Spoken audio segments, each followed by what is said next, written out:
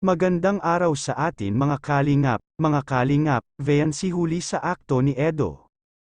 Pero bago po yan mga kalingap, kung bago pa lamang kayo sa channel ko baka naman po pwedeng pa-like and subscribe my channel para lagi po kayong updated sa aking videos, at kung pwede sana patapusin muna natin ang video na ito para alam natin ang nilalaman nito at huwag din po natin kalimutan mga kalingap na pakisuportahan ang ama ng kalingap na si Val Santos Matubang at Kalingap Rab Matubang pati na rin ang viewers na laging sumusuporta sa aking channel at reactioners, maraming salamat po.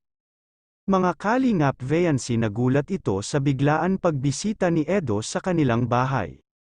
Hindi man lang daw ito sinabihan si Vayancy na pupunta ito sa kanila.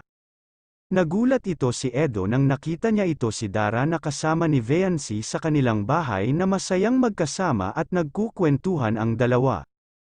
Sabi ito ni Vayancy ay ito daw ang bonding ng dalawang angels kapag pareho silang walang ginagawa. Kaya pinupuntahan daw ito ni Dara si Vincy sa kanilang bahay. Kahit si Kuya Rab ay nagulat din sa kanyang nakita. Kaya sinabihan ito ni Kuya Rab na okay lamang na makita sila para lalong mapalapit sila sa bawat isa.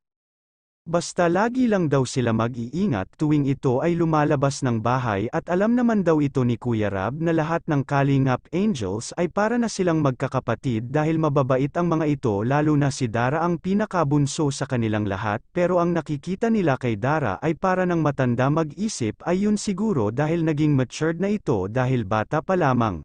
Siya na ang nag-alaga at bilang isang ate at nanay kay Bea. Kaya mga kalingap. Hanggang dito na lamang po ang update natin para kay Vayancy. Maraming salamat po, thank you for watching and God bless us all.